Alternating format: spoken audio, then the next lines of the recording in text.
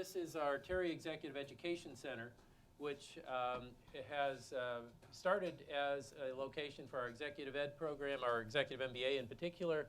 We run a range of programs here now, and it's become a really good base of operations for us to interact with alumni and the business community here in Atlanta.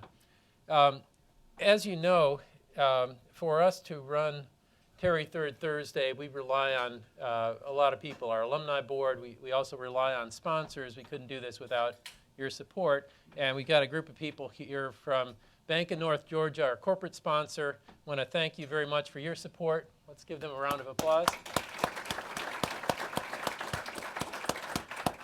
We also have two media sponsors. We have the Atlanta Business Chronicle and Public Broadcasting of Atlanta. So thank you very much for our media sponsors.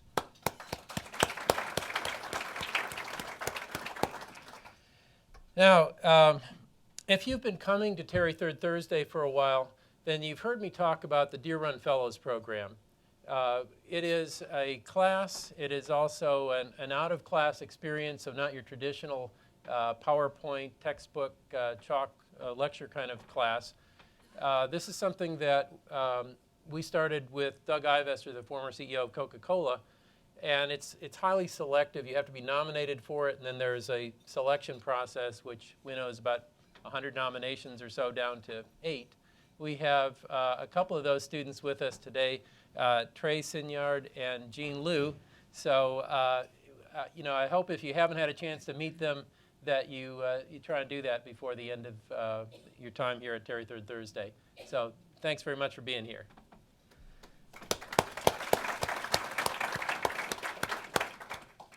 And while I'm recognizing people, we have an alumni board meeting that starts at 9, and so many of the people who are with us today are also members of our alumni board. We have the just a terrifically energized group of people in the alumni board. They are responsible for a range of projects. I'm going to talk a little bit more about the Gala and Alumni Awards that's coming up on April 16th, but they help us with everything from finding jobs for our students, recruiting students, a regional alumni network. There's just a whole host of projects. We have Abram Sarada, the chair of the alumni board, with us. And if you're on the alumni board, can I just have you raise your hand so we can recognize you? Okay, thanks very much for everything you do.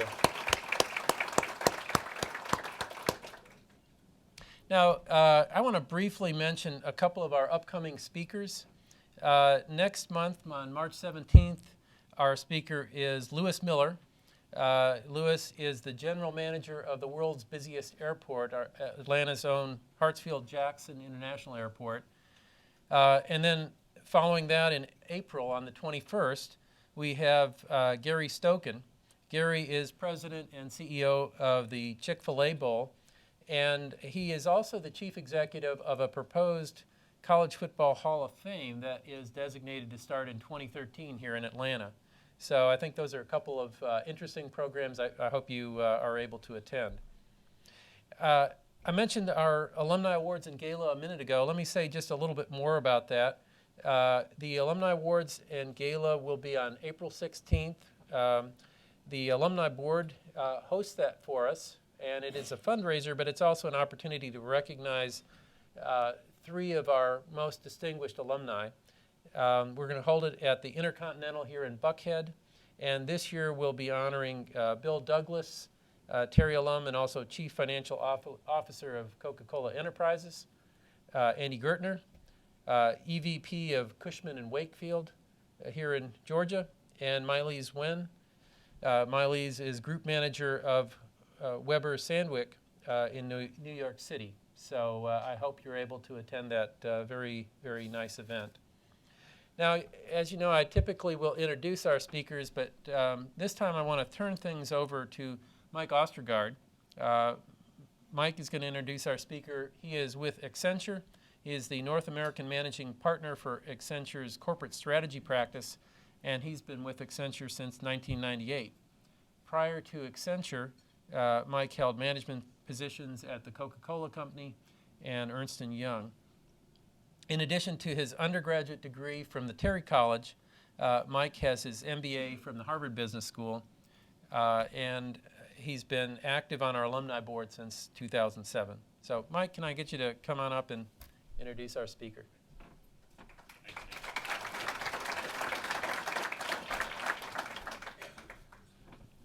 Okay, great. First of all, thank you and good morning. It's my distinct pleasure to introduce a very, very dear friend who just has an amazing story. And I am very fortunate to have spent many days with John as a classmate in business school, and also on annual family vacations, and being very close to the family through some very challenging times. And I think that it's just a real profile of courage. But I do want to give a little background on John. John was raised in Bergen County, New Jersey. He attended the U.S. Naval Academy from 1986 to 1987. He ended up in 1989 finishing up at Georgetown University, where he had a bachelor's in the Foreign Service. From there, John went and received his law degree in 1992 from Notre Dame. After law school, he was a litigation associate in Indianapolis for the firm Bingham, Summers, Walsh, and Spellman. And I guess didn't want to be a lawyer for the rest of his life, so he decided to go, and I don't think he had enough debt at this point, financial debt, so he matriculated at the Harvard Business School. John and I were in the same study group, so spent every evening together from 9 o'clock in the evening to about 11 or 11:30 doing cases, and graduated in 1997, and after HBS took a job with a consulting firm in California.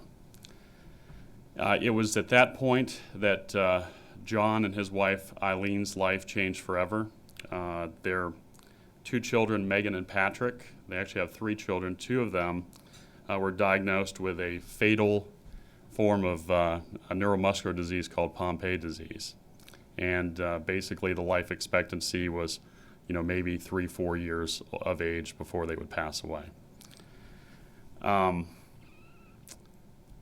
At that point, John moved back to New Jersey, took a job with Bristol Myers Squibb so that he could be closer to doctors and also be closer to family. And just in a personal note, at that time, I called up John and said, hey, buddy, I just can't believe this. If you've got need a shoulder to cry on, I'll come up to New Jersey. We're there for you. John called me back and said, you know what, Mike, I'm going to beat this thing. I'm going to save my kids. And I said to my wife, that's great, but he's delusional. There's absolutely no way, he just is not facing reality. I called him again. He said, no. He said, no time for tears. We're going to fight this. I'm going to save my kids. And after spending time at Bristol Myers, he found some promising research with a researcher in Oklahoma City. The company was not moving at the proper pace in terms of the business side. John, as he's apt to do, takes things under his own control. He became CEO of the company Novazyme. And in 2001, based upon the research they were doing, they were acquired by Genzyme. So it was John's time at Genzyme in 2003. Megan and Patrick received the first enzyme replacement therapy for Pompe. Okay? The children are still alive today. As a result of John's effort, Harvard Business School did a case study called Novazyme, A Father's Love. In 2003, John became president and CEO of Therapeutics. And in 2005, he was the CEO of Amicus Therapeutics. They went through their initial public offering in 2007. If John weren't busy enough, he also is in a Navy Reserve unit in the United States Special Ops Command. So he does that in his spare time. John's incredible story was not unnoticed. Geeta, Anand, who's a Pulitzer Prize winner for the Wall Street Journal, heard about the story, wrote an article about John and his family, and in 2006 published the book The Cure, how a father raised $100 million and bucked the medical establishment in a quest to save his children. That story found its way to Harrison Ford. Harrison Ford found it compelling enough that the first CBS Productions movie, Extraordinary Measures, was filmed starring Harrison Ford, Brendan Fraser, and Keri Russell. One other quick point, John's generosity really knows no bounds.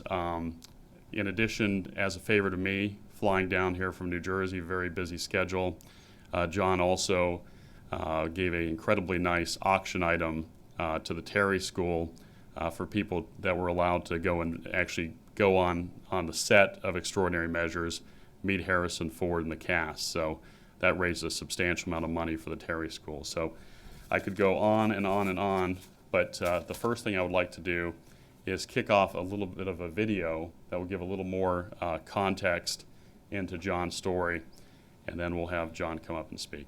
Okay, so if we could start the video, it'd be great.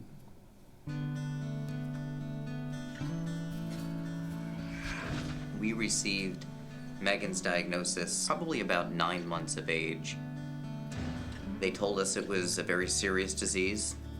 They told us it was a fatal disease. And we got the call a couple of days afterwards that Patrick, who is only 7 days old, also had Pompe disease. So within the span of those first couple of months, we learned we had 2 kids who probably wouldn't live to be 2. Pompe is a rare genetic disease. The kids, because of their genetic defect, they can't break down sugar. If you were diagnosed with Pompe disease, absent a treatment, you will die from your disease. Megan got profoundly sick. She had to go on a ventilator. She was in the hospital for 6 weeks. Her heart stopped 3 times in those 6 weeks. But she is a tough little kid. I remember looking at Megan and into those big brown eyes of hers, and she was scanning the room, and she kind of locked on to me, and then she locked on to Eileen. And, you know, I think those little eyes, you know, they told us a lot. And I think they told us that she didn't want to quit, that she wanted to fight. And I think from that moment on, we both knew she wanted to fight, so we would too. We grew increasingly frustrated with the pace of research, with always seeming like we were out of the loop. And eventually, out of desperation, Eileen and I decided that we'd try to help take the lead in the quest for a treatment or cure.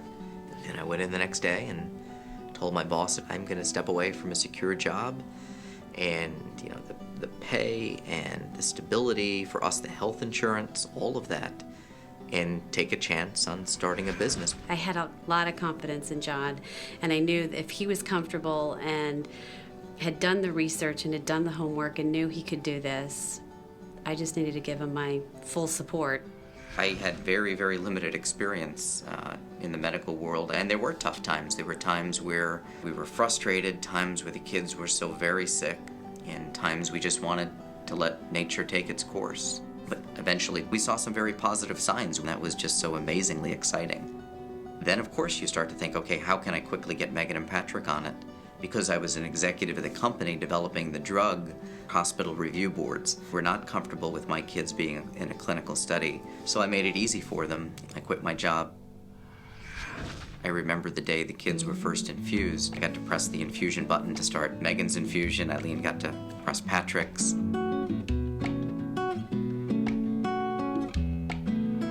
We hadn't seen her smile in 2 years. After the first couple of months, we started to notice that she was smiling again. So that was the first sign to me that there's some hope. And then we went for the 12-week review. And I remember telling Megan, this means, Megan, that your heart's getting better.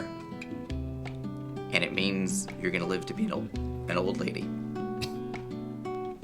And then she looked at me and kind of gave me a thumbs up and just threw her arm around me and said thank you.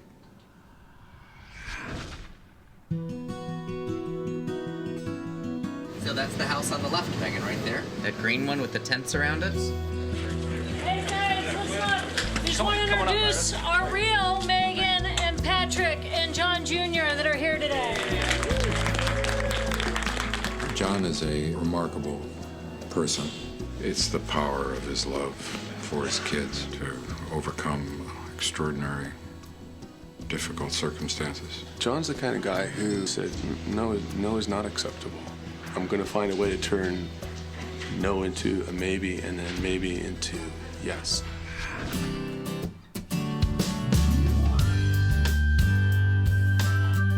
People always say, how do you do it? I'm like, how do you do it? How do you not? I think most people in this position would do what they could to make their kids happy. I think I did my job. As a dad, I did what I had to do. And I don't think that makes you a hero.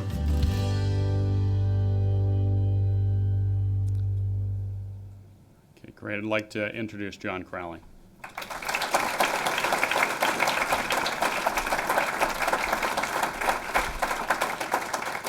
Great. Thank you, Mike. Thanks for the introduction. It's great to be here with everybody. Atlanta is a place that is near and dear to our hearts. As Mike indicated, after the kids were first diagnosed and we didn't know what to do or where to go, and we reached out to friends and to family, and Mike and Nancy Ostergaard were one of the first people we called, not just for support and friendship, but to ask for help. And coming down on the plane yesterday and getting into Atlanta last night, it reminded me of being here in that summer of 1998 and coming to visit Mike and having dinner with Mike Boyle and a few other friends and classmates from Harvard and other people in the community, where we just told the story of our kids and told them what we envisioned the world could look like if a lot of people stepped up to help. So for that reason, in part, Atlanta will always hold a special place in our hearts with all the help that people in this community have given to us over the years.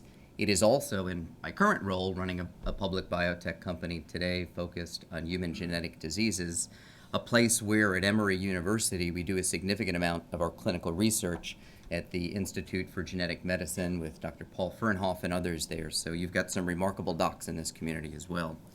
I will talk this morning a little bit about our lessons learned as a family and quite a bit about what I've learned as an entrepreneur, and I don't know that the two of them are anything but directly interrelated. Before I do that, let me begin by answering two questions that I typically get when I have a chance to go out and speak to folks.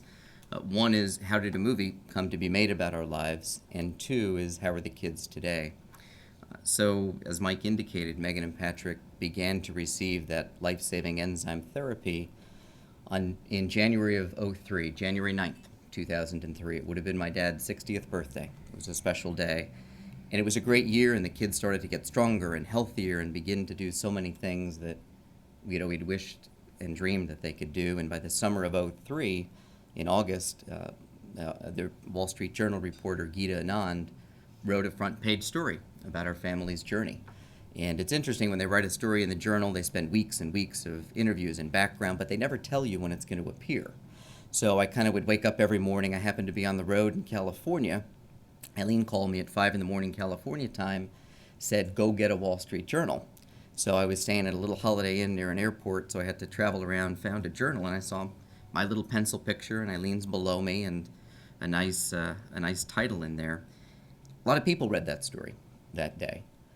I'm told that I was the first person in our class at HBS to have a pencil picture on the cover of the Wall Street Journal and not have been shot at or indicted, so I think that was good.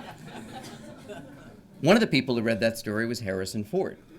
And after reading this story, he called friends of his who were producers and at a firm called Double Feature Films, where they were making the World Trade Center movie. They had made Erin Brockovich. Talked to them about it. He said, I need to reach out to this family. He said, it seems like a remarkable journey with their children, and this may make for an interesting motion picture. So if I leave you with no other thought and lesson learned today, I'll leave you with this, that should you appear on the cover of the Wall Street Journal and a gentleman calls your house claiming to have read the article and claiming to be Harrison Ford, don't hang up. But Harrison was persistent and terrific, and I think it was ultimately his drive and vision that brought the film to so many people, and it really helped us use it as a vehicle over the last year to talk about not just our family's journey, but the hundreds and thousands of people that we've met living with human genetic diseases, and beyond that, everybody who in every way, at some point in their family's lives, deals with a medical crisis. So I think for that, it served its purpose well. It was a very positive experience for us. The second question, how are the kids today? Megan is now 14 years old. Patrick will be 13 in a week and a half. They both attend public school. Pompe disease, like most neuromuscular diseases, does not affect the mind. They're incredibly bright little kids. They still have special needs. They're still in wheelchairs. The treatment that we developed was just that. It was a life-saving treatment, not a cure. Their hearts today, that was the most life-threatening aspect, are still normal. You couldn't tell them on echocardiogram from another kid. And they have, finally time, hopefully a lot of time. It's hard to believe it's been almost a decade since they received that first medicine. In some respects, it's a really exciting time, too, in the Pompe research world. Just this year, in fact, just this month, 2 new therapies for the first time in 9 years are going into clinical studies. A gene therapy down at the University of Florida and a new enzyme replacement therapy that we had helped partly to develop almost a decade ago is now in patients this month. So I think, like a lot of lessons learned in medicine, it is frequently 2 steps forward, 1 step back, but eventually those steps forward give you the incremental gains to make a difference, to change people's lives and to extend and enhance their lives. And for that we are and always will be profoundly grateful to the literally thousands of people in the last now more than a decade who have helped us make these advancements in Pompe disease and also a range of human genetic disorders. When you talk about genetic disease, you're actually talking about 7,000 different rare diseases that just in the United States affect about 30 million people. There is one other question that I've gotten a lot in the last year, and especially when I was going around with the movie stars and telling our story around the country as the movie was being screened and premiered, and we were on countless morning TV shows and radio shows. I'd get the question, what is this movie about? And there's a lot of words I think you can use to describe the film. It's about family, it's about faith, it's about science, perseverance, overcoming adversity, I suppose. But in one of those interviews, I used this word. I said it's actually about entrepreneurship. It's about looking forward and seeing the world in some respects as you wish it were. It's about forcing creative destruction, about being the engine of discovery. It's about being determined. In fact, when the studio was doing their market research and they were looking at all different titles for the film, one of the titles they looked at was Determined. In fact, it ended up being the finalist. The movie was either going to be called Determined or Extraordinary Measures, and I think in a lot of ways Extraordinary Measures was the right title and that it captured very, very well our family's journey and what we've lived through and worked through. But I think for a lot of us, and particularly in business, in many respects, every one of us is or should be an entrepreneur. The ability to think differently, to try to break all the paradigms that are out there. And what I'd like to do this morning is to share with you, I guess, in the category of lessons learned in the last 12 or 13 years, some of the great characteristics I've seen in every great entrepreneur I've ever worked with, met, or read about. And there are 5 that I'll talk about this morning. The first is vision.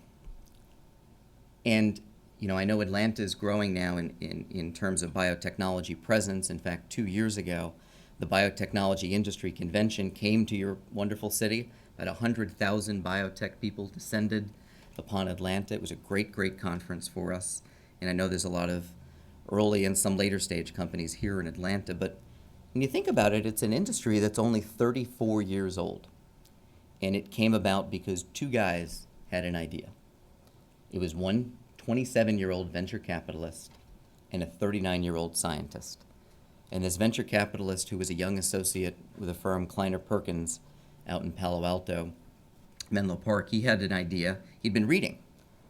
And he read that there was a doc, and a couple of docs, at a few universities, particularly at the University of California, San Francisco, where they were doing amazing things, almost seemed like science fiction, where they could take human DNA and insert it into host animal cells and grow the DNA and make therapies that could actually be living, breathing organisms, human proteins, to be used as medicines to treat human diseases. Any potential disease that you can think of. Pretty neat stuff. So this young venture capitalist called up met with the scientist, and the scientist was purely an academic researcher. And he said, "Can I come see you?" And the scientist said, "Sure, come on over." So they went to his lab and they spent a few hours together, and by the end of it they started drawing on a board and ideas, and the technology really clicked with this young venture capitalist named Bob Swanson. And the doc, Herb Boyer, said, "Well, I tell you what, let's go across the street and continue the conversation." So they went to all good places where good business meetings happened. They went to a bar in San Francisco. And they started to think not about what the science can do, but what it would take to build a business around this crazy, almost science fiction idea. And with that, literally on a couple of cocktail napkins over a few beers, was born the idea for a company called Genentech, a company that's now the largest biotechnology company in the world, now wholly owned by Roche Pharmaceuticals, and a company that's developed medicines like Herceptin for breast cancer, Avastin for a range of cancers, Pompe for cystic fibrosis, a company that employs about 20,000 people worldwide. You talk about two guys with a crazy idea who took risks to step up and try to make a difference. And that's a little bit about what this industry that I've been a part of for a little more than a decade is really all about. It's about risk-taking, it's about vision. And I think those two guys set the bar awfully, awfully high for all of us to live up to in this business that's only been around for 34 years. There's another great company when you talk about vision. Many of you may remember the drug thalidomide. It was actually never approved in the United States. It was approved in Europe. It was used for treating nausea symptoms in pregnancy. Well, it wasn't very well studied, and certainly the safety profile wasn't understood, and it led to many, many births where the children were deformed, where they were missing limbs. Never approved in the United States. It's part of the reason why the FDA has the power that it does to regulate drug safety. Well, there was a scientist at a big pharmaceutical company in the early 1980s who had been working with that molecule, thalidomide. His research showed that it could actually be a really powerful cancer drug. So he worked on it. He published a lot of neat academic papers. He went to his bosses. He said, "Boy, can I start developing this for cancer? I think we're really onto something here." They thought he was nuts. It was the ultimate drug that you don't develop. You don't even talk about thalidomide 30 years ago in the industry. He said, "Okay, well, can I license it from this company and for my own little biotech?" And they said, "Saul, Dr. Barrer, have at it." So Saul and a couple of his partners, 3 of them, left that big pharmaceutical company with the license to use thalidomide. And it was off its patent for the molecule, so it was not even much of a valuable license. It was really just to the method of use of it for the treatment of certain potential disorders. And they started a little company, and like all good companies, it was funded initially by the prestigious venture capital firms of Visa and MasterCard to meet their payroll. Eventually, they found real venture capital money. They went public in 1990 or so. Saul, who's a dear friend and one of my great mentors today and on my board of directors today, tells me in those 15 years, from the 1980s till the late 90s, they almost went bankrupt 3 times. They went as high as 50 or 100 people and down to 3 or 4 people a couple of times. Eventually, they got the drug approved in the late 1990s for leprosy. Talk about a niche indication in biotech. But they still kept pushing. And finally, in 2002, they got it approved for multiple myeloma. And that little company, Celgene, is now the 3rd largest biotechnology company in the world. Employs about 6,000 people, has a $35 billion market cap, and has saved the lives literally of hundreds of thousands of people with different forms of cancer. That's the kind of vision and risk-taking that we need in biotech. It's unfortunately some of the risk-taking that I think is lacking these days, but it's part of what we need to get back to, and I would encourage each of you, and whatever your line of work may be, don't be afraid to take those risks, to have that vision. It's the only thing that's going to lead to the great successes of the future. The second characteristic of great entrepreneurs I've seen is optimism. They are eternal optimists. And boy, we all know it's tough, and Lord knows the last couple of years have taught us just how tough it can be. I learned it, in that little tiny biotech company after I left Bristol Myers, literally 3 weeks after I left Bristol, we couldn't meet our payroll. So I went to the venture capital firms of Visa and MasterCard. We paid the payroll. We went on. I did want to quit. I wanted to go back. I thought I'd made a huge mistake.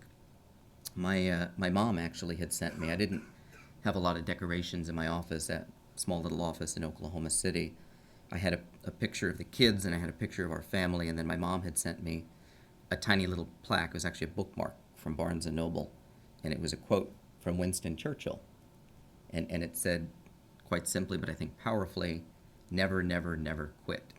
And I put that, and I just put it on the frame, kind of tucked it inside the frame of the picture of the kids, and it's still on my desk today.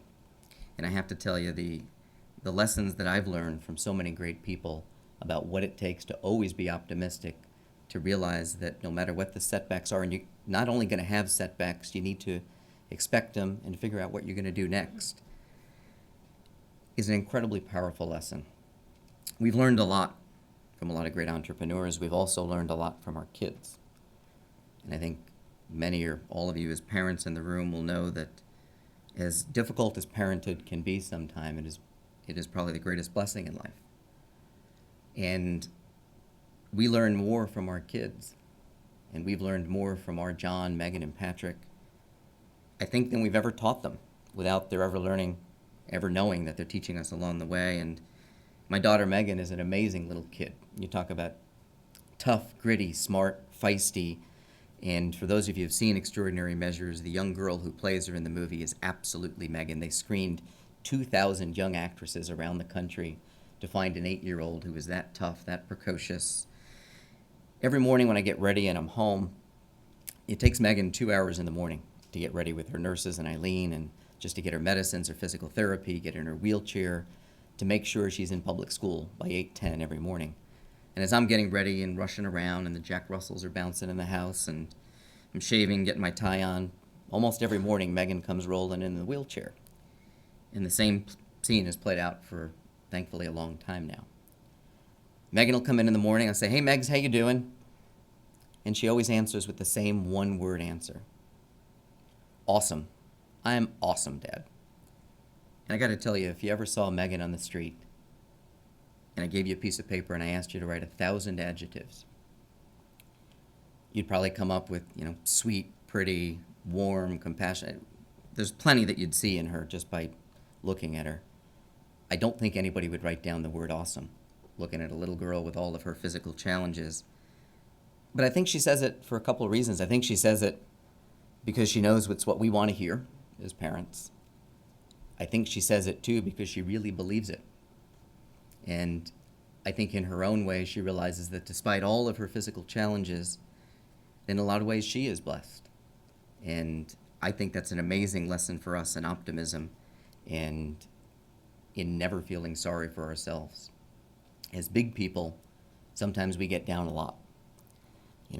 Work's not good, or this doesn't work out right, or the markets are down, or life's not fair, and sometimes it's okay. But more often than not, I think if you step back and look at the big picture and take that level of perspective that our little Megan has, you'll realize too that it is awesome and life is awesome.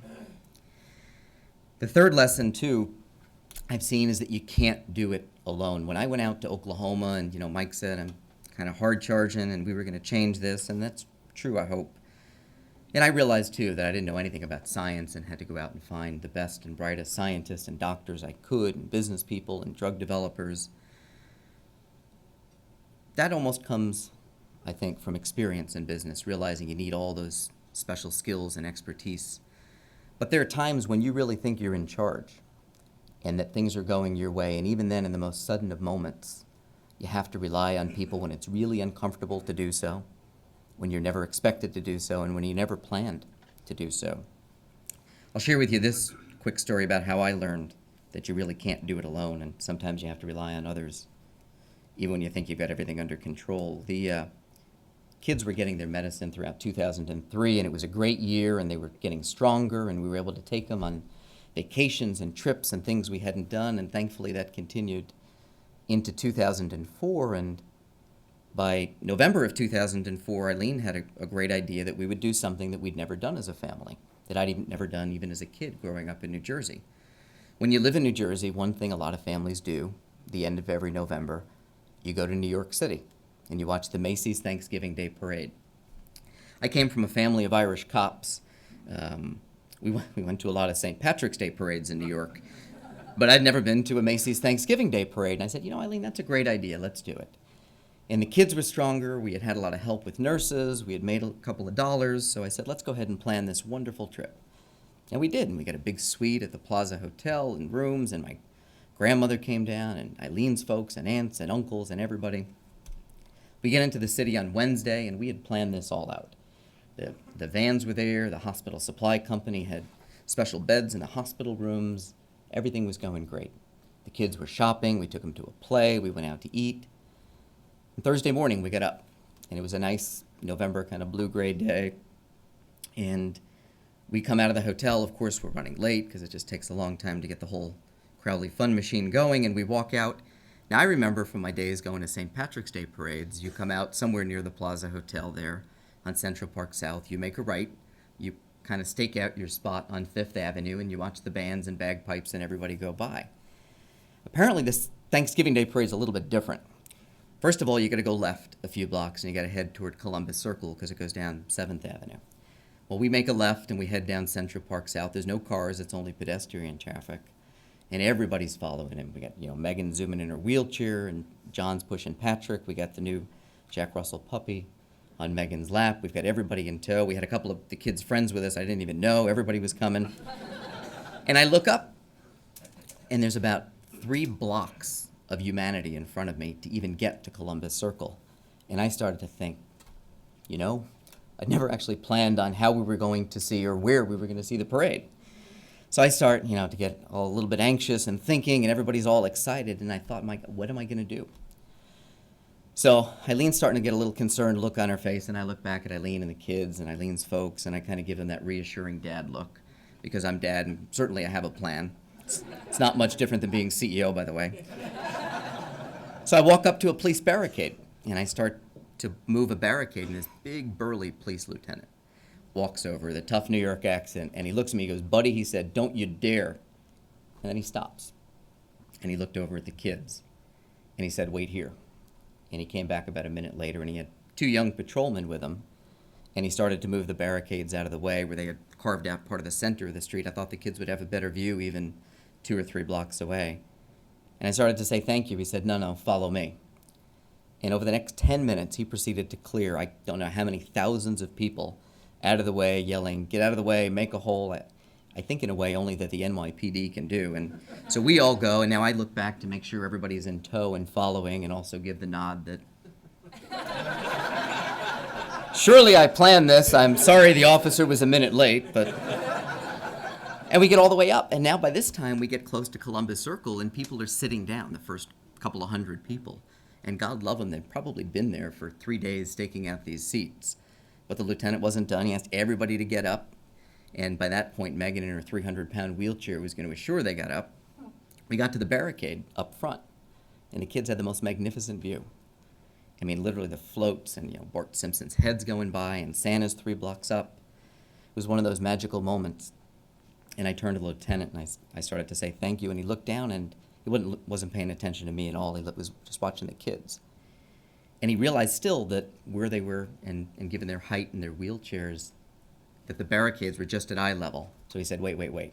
And he moved those barricades. Now my greatest concern is that the children are actually going to be run over by a float.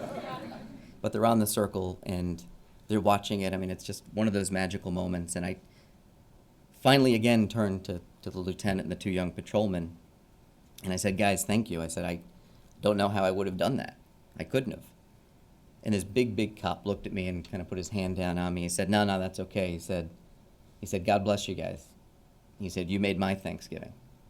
And he kind of walked away.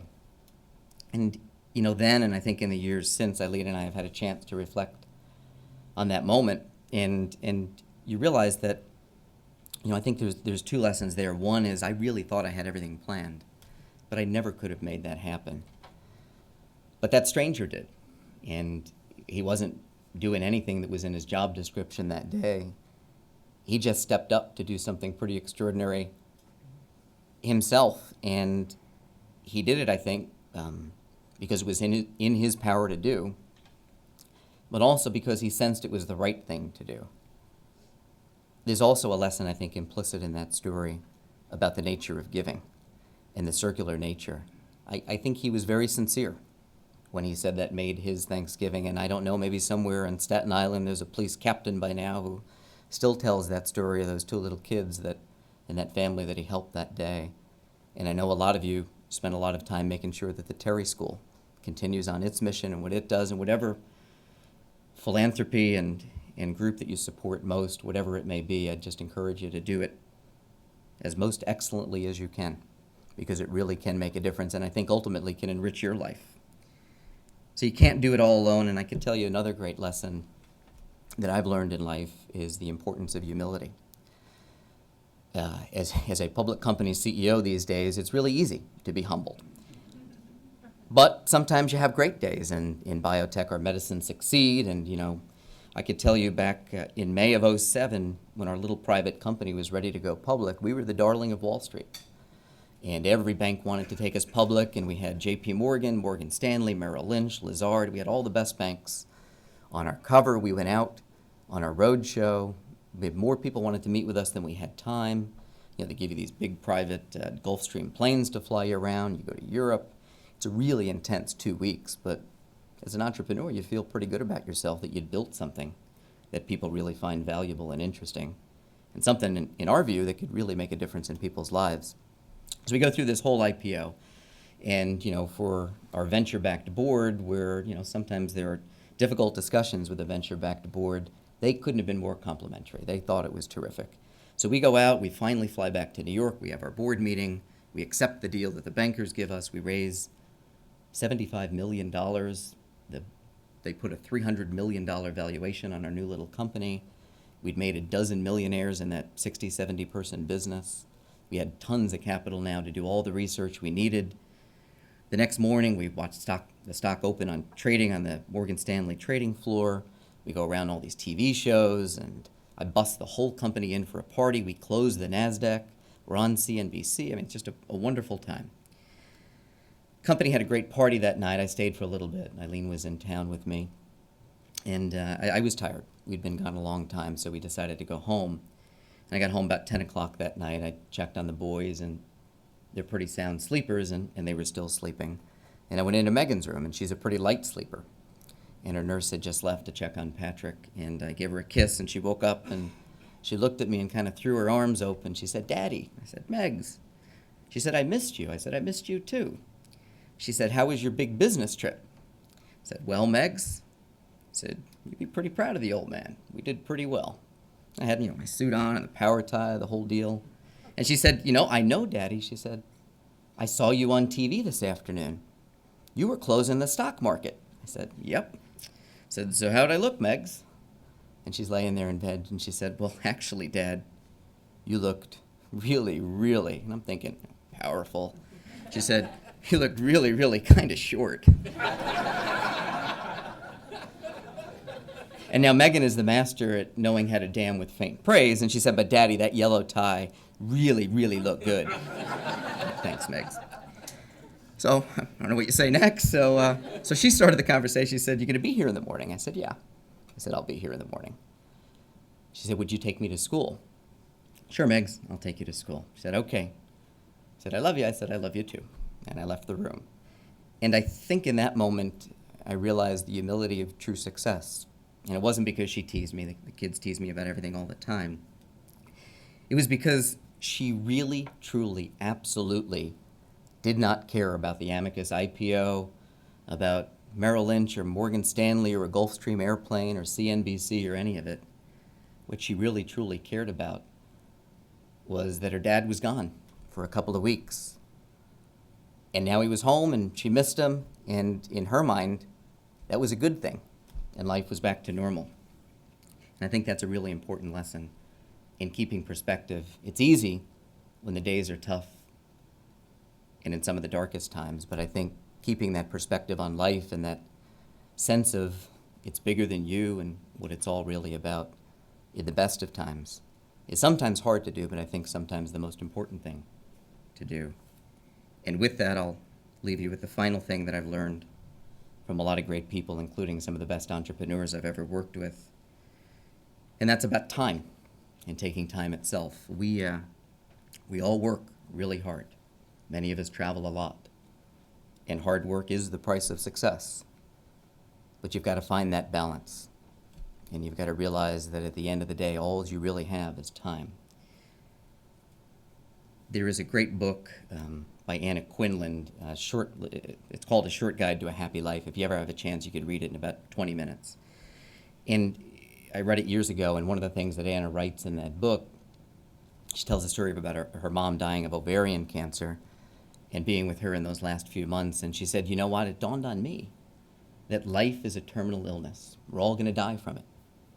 And the real measure of your happiness is how you live those days and months and years in between. I think those are pretty smart words. And so I'll leave you with this because I think it's probably the best lesson I've learned over the years about the importance of taking time. And I won't capture it in my words. I'll actually end with the last paragraph of the book Mike referred to, The Cure, that Geeta Anand, who is a wonderful Pulitzer Prize-winning writer at the Journal, who wrote the book about our family and who spent years getting to know us, spent a lot of time with our children, with our family, with our friends. And Geeta wrote these words, and I think she captures so beautifully well what it really is all about in life, in business, and I think hopefully in everything we do. Geeta wrote that as human beings, we are defined at our cores by how we respond to hardship. Writing about the Crowleys has taught me that there is not one right way, but that each person must find her own path, drawing on her own unique strength, passion, and resources. Who can say whether John's or Eileen's role is more important? Fueled by love, each of their journeys is tough, vital, and courageous. Knowing that each day really may be their children's last, they live with abandon, throwing themselves into every birthday party, trip to Broadway, weekend in Ocean City. Knowing so intimately the tenuousness of life, they instinctively understand what most of us forget, that all they really have and all they really are pursuing is time with the people they love. And so they grab onto each precious moment, cherish it, celebrate it, laugh at it, cry in it, and hope for another, even as they continue on the journey into the unknown and unknowable that we all call life. Thank you. Good luck. God bless.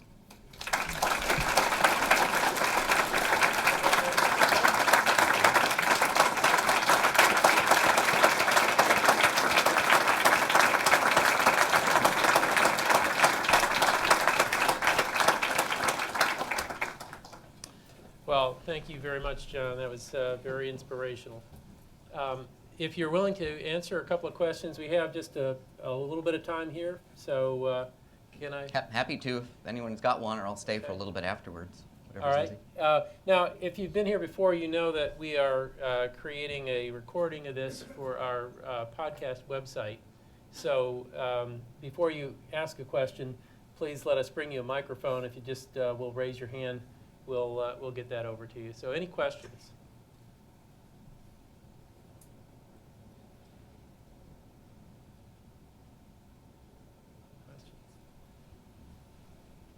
Stacey, that's not fair. We used to work together at Bristol Myers, so. John, it's a great pleasure to have you. Nice to see you again, yeah. Just cannot thank you enough for sharing what a wonderfully incredible story. And I'm wondering, because we share some background in what we call big pharma, can you talk a little bit about the experience you had in maybe making the decisions that you did about striking out on your own versus maybe looking to other resources, big pharma, other maybe better capitalized businesses before you struck out on Better your than Novazyme ever was?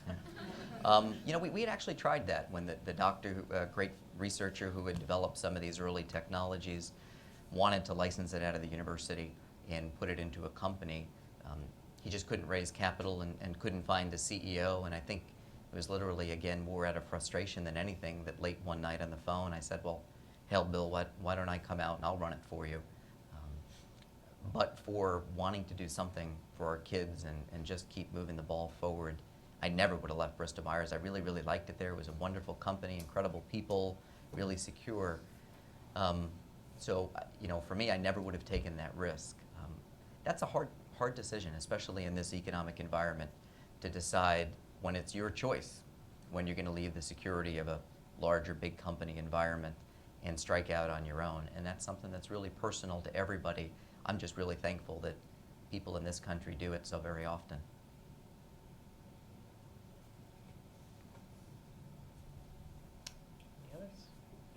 Great. Okay. You guys John, are easy. Thanks very You bet. much.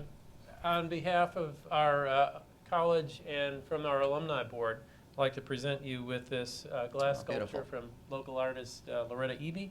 Beautiful. John, thank you very much for being with us today. It's got some weight to it. Yes, it does. Thank you. All right, and this concludes Terry Third Thursday.